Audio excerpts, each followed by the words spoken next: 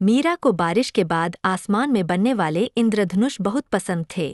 एक दिन जब बारिश रुकी और सूरज निकला तो उसने एक शानदार इंद्रधनुष देखा। वह जानना चाहती थी कि यह कैसे बनता है। उसने अपने दादाजी से पूछा, जो एक सेवानिवृत्त भौतिकी शिक्षक थे। दादाजी ने मुस्कुराते हुए कहा, मीरा, यह प्रकाश का विक्षेपण, डिस्पर्शन ऑफ लाइट, और अपवर्तन, रिफ्रैक्शन, है। दादाजी ने समझाया कि जब सूरज की रोशनी बारिश की बूंदों से टकराती है तो यह अलग अलग रंगों में बन जाती है, जैसे कि एक प्रिज्म में होता है। यह विक्षेपण, डिस्पर्शन, कहलाता है। फिर प्रकाश की किरणें बूंदों के अंदर मुड़ जाती है, जिसे अपवर्तन, रिफ्रैक्शन, कहते हैं। और फिर बूंदों के भीतर ही प्रकाश की किरणें परावर्तित होकर बाहर निकलती है और ये सब मिलकर एक इंद्रधनुष बनाते हैं। मीरा ने पूछा, लेकिन दादाजी, हम अलग अलग रंग क्यों देखते हैं?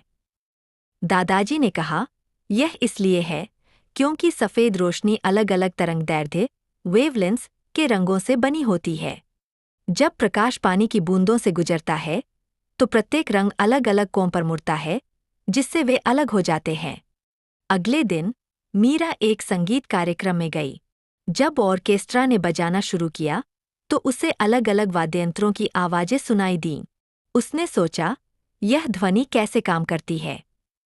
घर वापस आकर उसने दादाजी से पूछा। दादाजी ने समझाया, मीरा, ध्वनि हवा में तरंगों, वेव्स, के रूप में यात्रा करती है। जब कोई वाद्ययंत्र बजता है तो यह हवा में कंपन पैदा करता है, जो ध्वनि तरंगों के रूप में हमारे कानों तक पहुंचते हैं।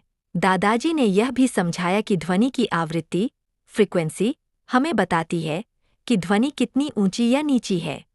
उच्च आवृत्ति वाली ध्वनियाँ ऊंची होती है और निम्न आवृत्ति वाली ध्वनियाँ नीची होती है।